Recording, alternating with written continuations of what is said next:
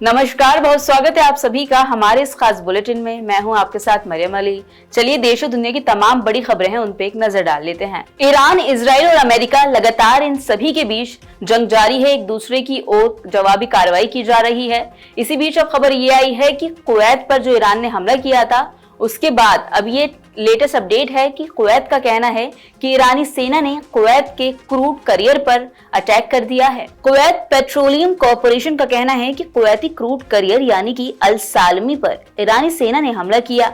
Iran ने Israel के साथ साथ कुवैत पर भी लगातार हमले किए थे। कुवैत पेट्रोलियम कॉरपोरेशन ने बताया कि ईरानी सेना ने आज यानी कि मंगलवार सुबह कुवैती क्रूड करियर अल सालमी पर उस वक्त सीधे हमले किए जब वो संयुक्त अरब अमीरात के दुबई पोर्ट के एंकरेज एरिया में खड़ा था। उधर हमले के बाद जारी बयान में कुवैत पेट्रोलियम कॉरपोरेशन ने कहा कि घटना के समय टैंकर पूरी तरह से भरा हुआ था। ये घटना मंगलवार 31 मार्च की है। बयान में कहा गया कि इस हमले की वजह से जहाज के बाहरी हिस्से को खासा नुकसान पहुंचा है और जहाज पर आग लग गई, जिससे आसपास के पानी में तेल के फैलने का खतरा हो गया।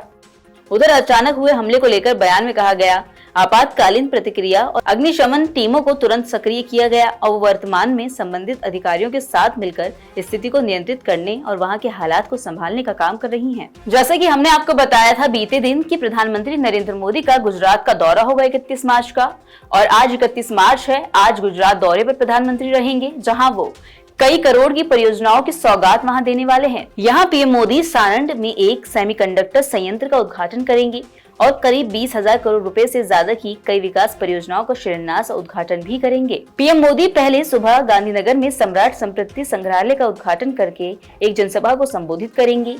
पीएमओ ने एक बयान में कहा कि दोपहर करीब 12:30 बजे पीएम मोदी अहमदाबाद के सानंद स्थित कैन सेमिकॉन प्लांट का उद्घाटन करेंगे, जो इस संयंत्र में वाणिज्यिक उत्पादन की शुरुआत का प्रतीक होगा और ये भारत के सेमीकंडक्टर क्षेत्र में एक महत्वपूर्ण मील का पत्थर होगा। इसी के साथ में बयान में ये भी कहा गया कि सारण में सेमीकंडक्टर संयंत्र के उद्घाटन के साथ ही संयंत्र में उन्नत इंटेलिजेंट पावर मॉड्यूल का वाणिज्यिक उत्पादन शुरू हो जाएगा।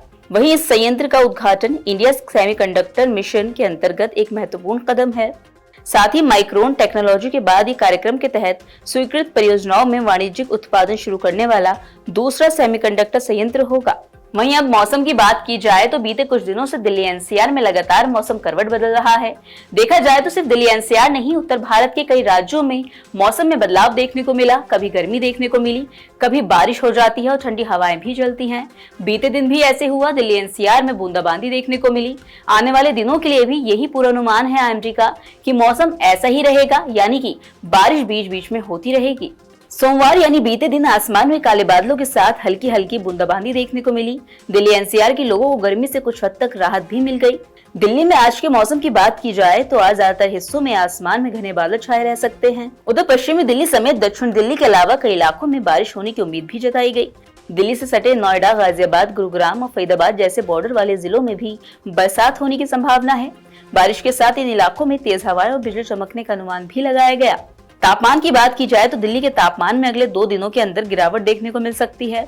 31 मार्च यानी आज दिल्ली का तापमान 32 डिग्री से लेकर 34 डिग्री तक पहुंचने की संभावना है। पिछले 6 दिनों में ये 36 डिग्री तक पहुंच गया था। इसके अलावा न्यूनतम तापमान 17 डिग्री से 19 डिग्री के करीब बना रहेगा। बारिश की संभावनाओं के बीच दिल्ली वालों को फिलहाल गर्मी से थोड़ी राहत मिल जाएगी। वहीं रविवार 29 मार्च तक मौसम विभाग का येलो अलर्ट जारी किया गया था, जिसमें तेज बारिश, गरज चमक और आंधी तूफान की संभावना जताई गई थी।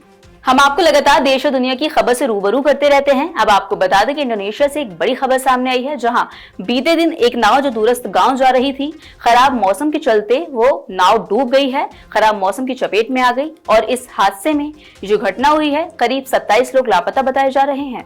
अब उनकी तलाश में बचाव दल जुट चुका है। बता दें कि खोज और बचाव कार्य के प्रमुख ने बताया कि नाजिला 5 नामक नाव रविवार को उत्तरी मलुकू प्रांत के तालियाबू द्वीप से केमा नामक तटीय गांव के लिए रवाना हुई थी।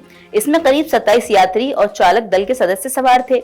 घटना की सूचना सबसे पहले सोमवार सुबह नाव के मालिक को मिली।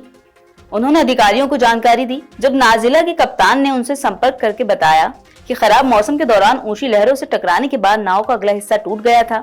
लगभग 30 मिनट बाद कप्तान ने सूचना दी कि नाव अब डूब चुकी है। तो ये थी वो सभी जरूरी खबरें जो हमने आपको बताई। इन खबरों का अपडेट भी लगातार हम आप तक पहुंचाते रहेंगे। बस उसके लिए आपको जुड़े रहना होगा नवोदय टाइम्स पंजाब केसरी के साथ।